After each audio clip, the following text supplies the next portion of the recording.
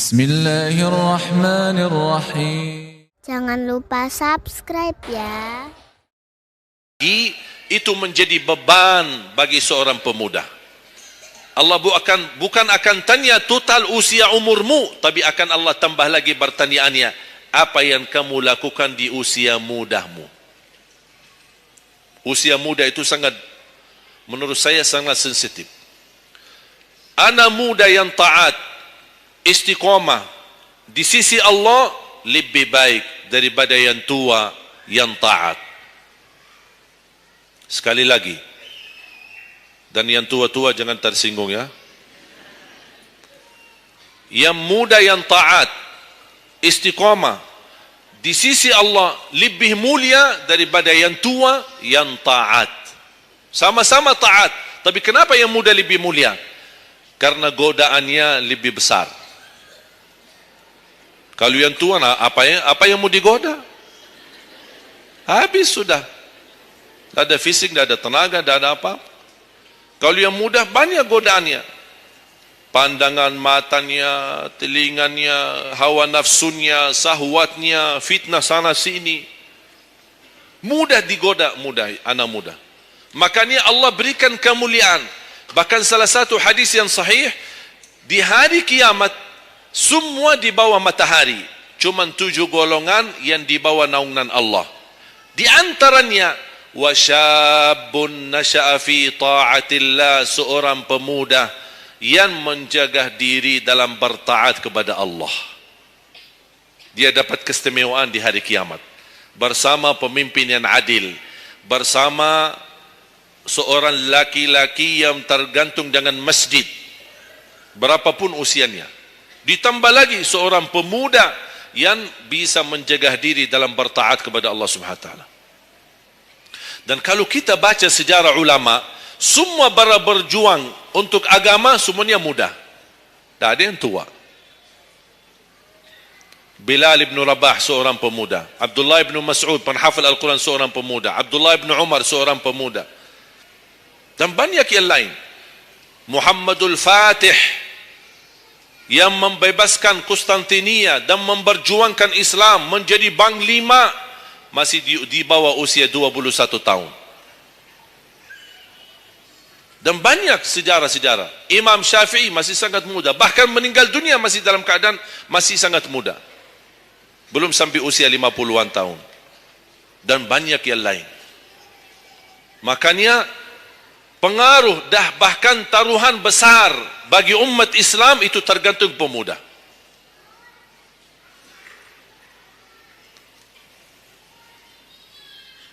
Kalau pemuda yang suka memakmurkan masjid, mencintai Al-Quran, dan dia bisa menjaga diri, dan dia bisa berbakti baik sama orang tuanya, dan selalu menjadikan target utama ridha Allah, wallahi Indonesia makmur. Kalau pemudanya jauh dari masjid, sibuk hanya bacaran, dan dia meninggalkan salatnya, jauh dari hal-hal yang baik, justru dia jatuh dalam narkoba, dan berkali macam-macam dosa dan maksiat, hancurlah negeri Indonesia. Indonesia tergantung pemuda. Maaf, bukan tergantung para tua. Tergantung pemuda. Makanya saya bahagia sekali ketika kemarin tanggal 17 April, saya bahagia sekali ketika melihat semua pemuda-pemuda ikut nyoblos di TPS. Walaupun kita belum lihat hasilnya, tapi sabar. Sabar. Ini ujian. Jangan ada orang terlalu muda diadu domba. Sabar. Apapun keputusannya kita tunggu. Keputusan yang resmi dari KPU. Keputusannya benar, tidak benar, serahkan kepada Allah. Hati-hati, jangan terlalu muda diadu fitnah. Sama-sama Muslim. Jangan kita diadu domba di antara kita sesama. Bahaya sekali kalau terjadi konflik gara-gara pemilu dan kepentingan politik. Silahkan lihat apa yang terjadi di Timur Tengah. Semua kejadian di Timur Tengah, awal langkah kejadian itu gara-gara kepentingan politik. Yang menjadi korban rakyat. Orang politisi hidup di negeri Eropa. nikmat, senang, bahagia, semuanya serba ada. Mereka tidak bahaya, tapi yang bahaya rakyat. Yaman, Suria, Iraq, dari tahun 90 sampai sekarang Iraq tidak bisa aman. Ada orang bawa berita, itu Iraq saudara, dan mereka perang saudara antara Sunnah dan Syiah. Bohong, tak benar. Ratusan tahun mereka hidup damai antara Sunnah dan Syiah, tidak pernah bermasalah. Tapi karena langkah awal kepentingan politik, lama-lama terpengaruhi dengan perbedaan aliran dan berbeda pendapat. Kalau sudah kita menjadi korban dan terpengaruhi demi kepentingan politik, mudah diadu domba, besok-besok akan terjadi perang antara Sunni sama Syiah di Indonesia. Besok lagi akan terjadi antara aliran-aliran yang lain sama golongan-golongan yang lain. Bisa terjadi perpecahan belah. Itu yang diinginkan oleh musuh Islam. Jangan diberikan kesempatan. Terjadi ujian, memang kita menghadapi ujian. Bukan hanya umat Islam di Indonesia. Di Palestina sudah 60, bahkan sudah sampai 70 tahun mereka menghadapi ujian. Tapi kekuatan sabar luar biasa. Tak pernah putus asa. Biarpun mereka tidak bersenjata, tidak punya apa-apa melawan musuhnya Israel. Tapi mereka tetap tidak pernah putus asa. Tidak pernah pasrah. Mereka tetap berjuang. Mencintai Masjidul Aqsa. Saya merasakan perjuangan pemuda ketika saya ke sana, ke Masjidul Aqsa. Makanya jemaah sekalian, kita bisa memperjuangkan, tapi tambah membuat permusuhan. Kita masih bisa bertahan. Dan insya Allah ada jalan keluar dari segala kesusahan. Dan Allah tidak mungkin membiarkan kezaliman terjadi. Kalau kita merasa terzalimi, tak apa-apa, tunggu. Dan kita harus belajar saling menghormati. Yang memilih 01 itu hakmu, tapi anda tidak berhak mencaci maki 02. Yang memilih 02 itu hakmu, tapi anda tidak berhak mencaci maki 01. Sama-sama Muslim, sama-sama orang Indonesia. Malu kita, kadang-kadang aku sedih melihatku ini terjadi permusuhan. Ulama di sini mencaci maki ulama yang di sana, ulama yang di sana membalas lagi dan apa tu? Ya Allah, malu kalau di antara ulama saja terjadi persoalan permasalahan. Gimana orang awam? Makanya selalu saya dalam doaku, ya Allah satukan dan rapatkan hati para ulama kami. Satukan saf ulama kami. Ada perbedaan itu wajar, tapi yang tidak wajar ada permusuhan. Apa yang saya sampaikan sekarang, saya yakin tidak mungkin 100% anda semua terima. Dia harus belajar. Tidak boleh saya maksa anda semua ikut pendapatku. Aku hanya menyampaikan, anda bisa dengar, anda bisa ikuti, anda bisa tolak. Itu hakmu menerima atau menolak. Tak ada orang berhak untuk memaksakan kita. Oleh karena itu sekali lagi, mohon jaga dan rapatkan saf kita.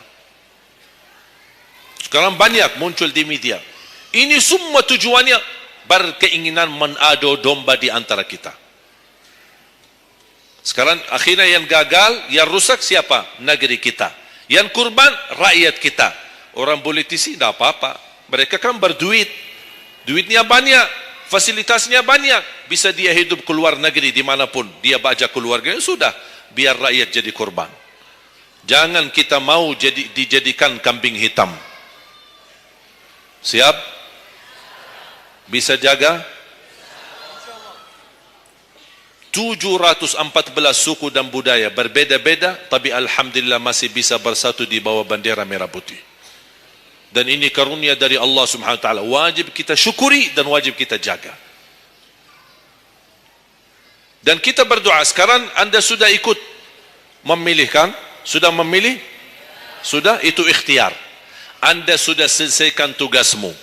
Sekarang apa yang harus kita lakukan? Doa, memohon pertolongan dari Allah. Biar Allah yang memilih mana yang terbaik. Ya Allah, kami sudah berusaha, kami sudah berikhtiar. Pimpinlah kami, anugerahkanlah kepada kami pemimpin yang takwa, yang adil, yang amanah, yang mencintai agamamu, yang mencintai ulama, yang bisa melayani rakyat dengan ikhlas. Itu doa kita. Kalau boleh setiap tahajud, setiap sujud, habis duha, habis salat wajib, terus doa seperti itu. Saya punya kebiasaan ketika mengajak jamaah umrah, saya haruskan kepada semua jamaah ketika kami tawaf maupun sa'i, wajib paling tidak 1 kali tawaf, 1 kali sa'i, khusus doakan Indonesia. Karena Indonesia apalagi saat ini sangat membutuhkan doa kita. Sebagaimana kita berduli kepada saudara kita Palestina dan kita bantu, kita mendoakan. Kalau Indonesia tidak perlu bantuan dana, tapi butuh doa kita. Makanya jangan pelit untuk mendoakan negeri kita Indonesia. Faham? Yang ketiga,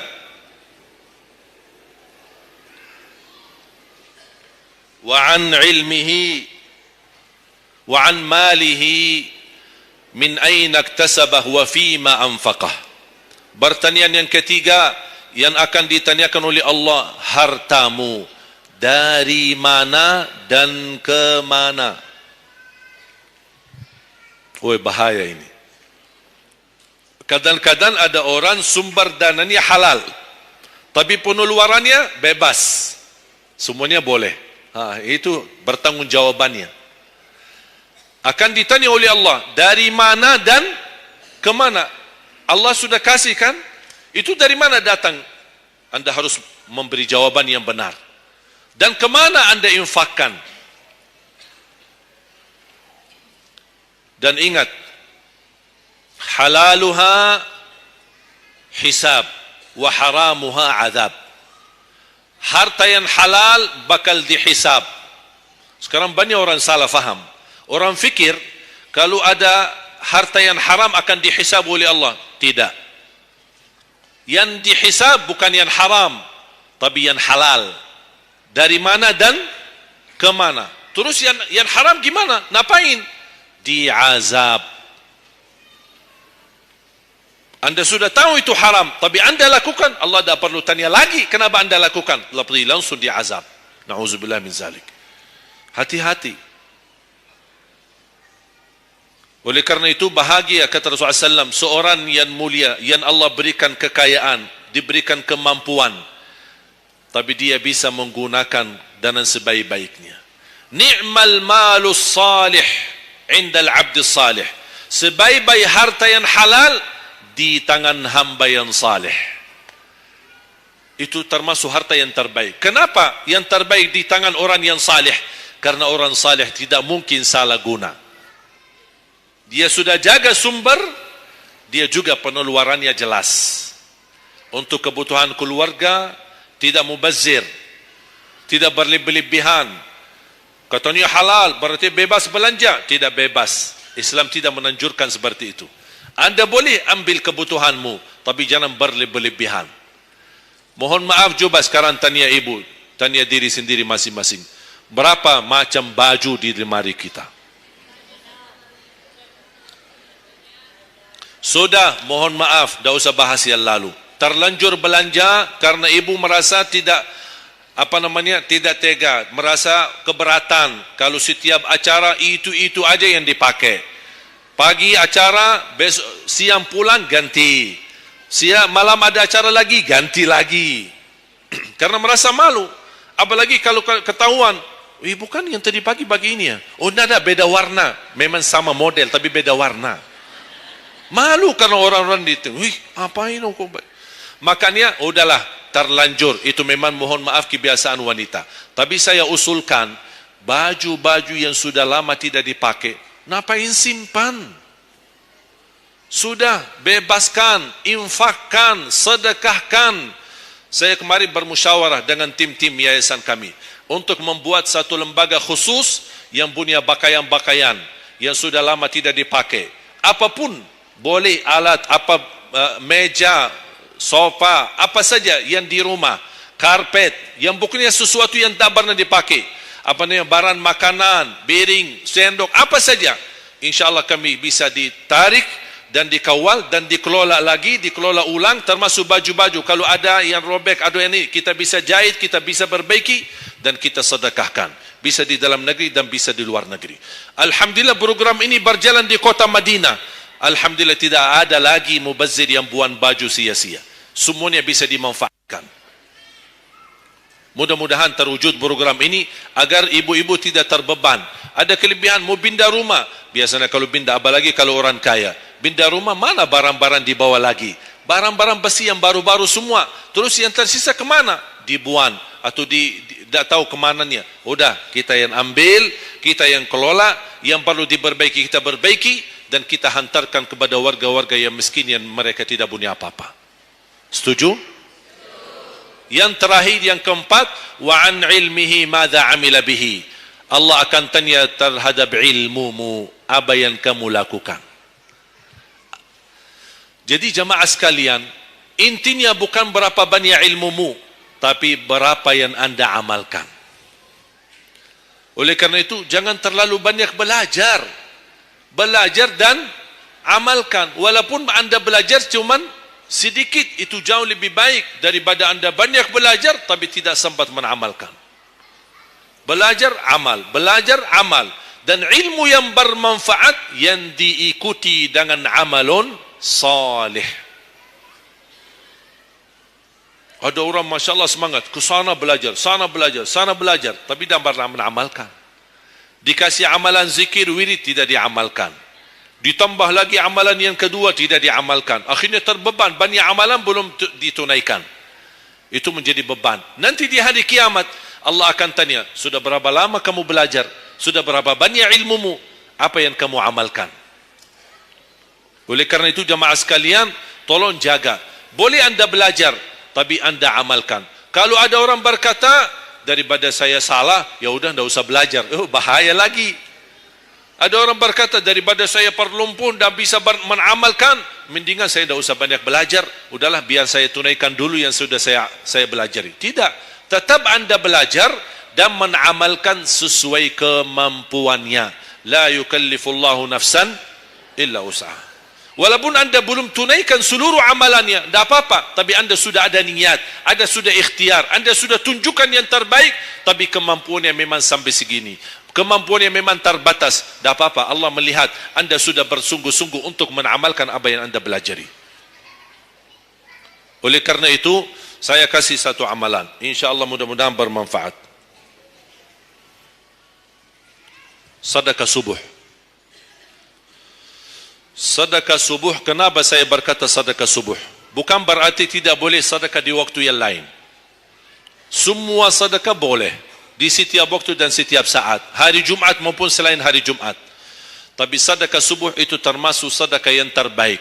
Kenapa? Bukan kata saya, tapi kata Rasulullah sallallahu alaihi wasallam. Setiap waktu subuh Allah turunkan malaikat, tugasnya mendoakan orang yang bersedekah subuh hari. Allahumma a'ti munfiqan khalafa. Ya Allah, ganti yang lebih baik bagi orang yang infak di subuh hari. Ibu-ibu lagi halangan tidak salat, sebelum beraktivitas isi sedekah subuh. Anda tidak usah susah-susah mencari anak yatim dan orang miskin di subuh hari. Mulai hari ini masing-masing bikin kotak amal atau botol atau kaleng, simpan di rumah. Setiap habis salat subuh sebelum beraktivitas isi sedekahnya. Apalagi kalau sedekah itu disertai doa. Begitu anda sedekah, sebutkan hajatmu. Ya Allah, dengan berkah sedekah ini, ya Allah, saya ingin nikah. Mudahkan jodoh. Nikah lagi juga boleh doa, tidak apa-apa. Ada yang sedang melamar kerjaan, anda isi, wallahi dahsyat, amalan ini wallahi dahsyat, manfaatnya banyak untuk menyembuh penyakit, menabulkan hajat, memudahkan urusan. Dan tidak pernah saya sampaikan amalan ini, semua alhamdulillah berhasil mendapatkan hajatnya. Begitu anda isi, doa, ya Allah, dengan berkah sedekah ini mudahkan lamaran kerjaan saya. Ya Allah, dengan berkah sedekah ini mohon titipkan pahalanya untuk kedua orang tua saya. Kalau ada yang merasa dirinya suka marah, suka emosi, ya Allah, dengan berkah sedekah ini tenangkan hati dan jiwa saya agar tidak emosi lagi. Ya Allah, dengan berkah sedekah ini karuniai kepada aku anak penghafal Al-Quran. Bu, jemaah sekalian, saya berkeluarga 12 bersaudara, timnas. Dan kami memang sudah disusun satu lusin 12 ini mempersiapkan kalau timnas kita belum mampu membawa juara, insyaAllah kami sekeluarga siap mengganti timnas. Alhamdulillah dari saudara saya 12 ini 10 penghafal Al-Quran. Tapi orang tua saya awam, percaya enggak? Orang tua saya bukan ulama, bukan kiai, bukan ustaz. Ayah saya belajar kelas 3 SD. Ibu saya tidak pernah masuk sekolah sama sekali. Sampai usia 40 tahun masih buta huruf, tidak bisa baca Quran. Tapi Allah berikan karunia keturunan penghafal Al-Quran. Berkat apa? Salat mereka dan sedekah mereka, termasuk doa. Itu berjuangan mereka. Alhamdulillah sekarang ayah saya, ibu saya penghafal Al-Quran, yang jadi gurunya anaknya sendiri. Sekarang di Indonesia saya bawa 5 adik saya dan ditugaskan menjadi imam tarawih. Saya bawa mereka pindah dari Arab kemari. Ada 5. Yang perempuan sudah dinikahkan sama orang Indonesia, orang Jakarta. Dan saya dorong adik saya yang perempuan untuk menghafalkan suaminya biar jadi penghafal Quran. Yang 4 laki-laki, ada yang 2 bawa istrinya masing-masing dari Arab, yang 2 lagi saya nikahkan di Indonesia sama orang Indonesia. Ada 1 sama orang Sunda, 1 sama orang Lombok. Jangan khawatir Bu, masih ada lagi. Bahkan saya dorong adik-adik saya semua wajib nikah 4. Masing-masing 4 istri. Kenapa? Supaya banyak keturunan. Kalau bisa setiap satu istri 12, satu lusin. Masya Allah, luar biasa. Mengapa? Karena kita punya perjuangan yang masih panjang. Cita-cita saya mencetak 1 juta penghafal Al-Quran di Indonesia. Ketika saya datangkan adik saya tugaskan sama mereka dan tegas. Kalau kalian datang hanya mau berhiburan, pulang. Kalian di sini untuk bersama-sama memperjuangkan untuk mencetak 1 juta penghafal Al-Quran. Dan Alhamdulillah program ini sudah jalan. Dan kita terus memperjuangkan. Dan saya harap semua jamaah insyaAllah berkenan terlibat dalam program ini. Cita-cita saya, semua masjid se-Indonesia insyaAllah diimami imam penghafal Al-Quran 30 juz. Bahkan lebih hebat lagi cita-cita saya. InsyaAllah saya yakin akan terjadi. InsyaAllah di demikian hari, di waktu yang Allah insyaAllah tentukan, insyaAllah presiden kita penghafal Al-Quran. Coba, ya Allah rasanya enak. Langsung diumumkan di Masjid Istiqlal, khatib dan imam salat Idul Fitri, penghafal Al-Quran 30 juz, Presiden Republik Indonesia. Oh, mantap. Imam salat Idul Adha, Presiden kita. Salat Jumat, khatib dan imam, Presiden kita. Tidak perlu ganti imam. Sudah tidak perlu ganti imam, subhanallah. Luar biasa. Coba, saya kagumi ketika membaca dan melihat YouTube-nya Presiden Erdogan, Turki. Walaupun beliau bukan penghafal Al-Quran, tapi murattal bacaannya beliau, Masya Allah. Mana ada sekarang presiden di dunia Islam sebagaimana bacaannya yang benar. Ini sudah saatnya, tapi bukan sekarang ya, nanti maksud saya sabar dulu. Nanti jadi kacau nanti semua. Nah, sabar dulu. InsyaAllah ada waktunya. InsyaAllah. Mulai dari sekarang kita ayo bersama-sama mempersiapkan untuk kalau anda gagal menjadi penghafal Al-Quran, jangan gagal anakmu, cucumu, generasi yang ini semua. Kita melihat, saya bangga. Kenapa saya semangat untuk mencetak 1 juta penghafal Al-Quran? Itu berkatnya acara Hafiz Indonesia. Nonton kan acara Hafiz Indonesia? Nangis ya? Habis tisu kan? Tahu enggak salah satu karunia Allah untuk Indonesia? Ada teman saya berusaha punya TV di Arab. Beliau ingin membuka dan membuat acara Hafiz Indonesia versi Arab. Tapi gagal. Kenapa? Karena tidak menemukan jumlah yang banyak penghafal Al-Quran di bawah usia 10 tahun. Hanya Indonesia saja. Malaysia kalah, Indonesia saja. Di bawah 10 tahun. Dan sayang sekali memang anda yang nonton acara Hafiz Indonesia, anda nonton acara yang sudah jadi. Tapi anda belum tahu apa yang kami berjuangkan di belakang layar. Sebelum acara Hafiz Indonesia, 4 bulan bekerja keras. Sambil tim turun ke lapangan, ke desa-desa, kampung-kampung, ke pulau-pulau untuk menumbulkan dan mendatangkan, menghadirkan para penghafal Al-Quran. Ketika dibawa di Jakarta, 2 bulan berturut-turut kami didik mereka. Yang awalnya pemalu, awalnya ada yang mohon maaf, kencing di celananya sendiri. Saking tidak berani, takut. Alhamdulillah sekarang menjadi mereka pemberani. Bahkan mereka berlumba-lumba azan subuh. Mereka berlumba-lumba membangunkan sesama saudaranya. Sama-sama tertib, makan. Kita menghadirkan doktor kesihatan. Kita menghadirkan doktor psikologi jiwa untuk menjaga perasaan mereka selama 2 bulan. Didampingi kadang-kadang ibu mereka, didampingi kadang-kadang ayah-ayah mereka. Dan semua rata-rata sepakat orang tua mereka tidak pernah kami merasakan bangga memiliki anak sebagaimana kami melihat perjuangan di Hafiz Indonesia. Dan alhamdulillah begitu selesai acara Hafiz Indonesia, kami tidak tinggalkan mereka. Kami terus kawal, kami terus pimpin. Dan alhamdulillah mereka di kampung masing-masing sudah membangun rumah tahfiz. Ada yang membangun pesantren untuk mencetak dan melahirkan jumlah yang banyak penghafal Al-Quran. Dan ini perjuangan luar biasa. Tidak mudah. Berapa biaya yang dikeluarkan. Dan mohon maaf, belum ada sponsor yang bisa mensponsori kita dan membayar full untuk kita. Kita terus bekerja keras dan alhamdulillah masih Allah hantarkan kepada kita orang yang dermawan, orang yang baik, yang berduli dengan dan mencintai Al-Quran. Allah anugerahkan. Wallahi menurut saya, saat ini, zaman ini, sedekah yang terbaik dan yang termulia, semua apapun yang terkait dengan Al-Quran, itulah yang termulia. Makanya boleh anda ketika anda bersedekah, jangan lupa disertai doa. Di antaranya anugerahkan ya Allah Indonesia menjadi negara Al-Quran. Tapi tolong fokus. Kalau anda isi sedekahnya, tolong disesuaikan. Jangan isi sedekahnya koin, teng, tapi doanya sampai terbit matahari. Dah ada malunya. Kata Allah, koin-koin aja sedekahnya, doanya dah habis-habis. Hajatnya panjang, lebar.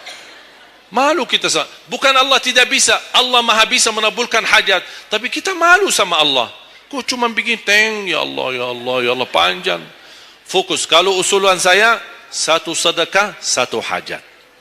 1 sedekah, 1 hajat. Dan insyaAllah akan anda melihat manfaatnya. Mudah-mudahan semua yang hadir, insyaAllah menjadi keluarga besar 1 juta penghafal Al-Quran. 1 juta mencetak penghafal Al-Quran. 1 juta keluarga Al-Quran yang insyaAllah akan membangun generasi baru yang membawa Indonesia menjadi baldatun tayyibatun wa rabbun ghafur, dan di masa yang akan datang insyaAllah Indonesia menjadi lebih baik. Amin ya rabbal alamin. Barakallahu fikum. Terima kasih, semoga bermanfaat. Kurang lebihnya mohon maaf. Mungkin ada panitia ingin menyampaikan selanjutnya. Wallahu a'lam. Subhanakallahumma bihamdika asyhadu an la ilaha illa anta astaghfiruka wa atubu ilaik. Wassalamu alaikum warahmatullahi wabarakatuh.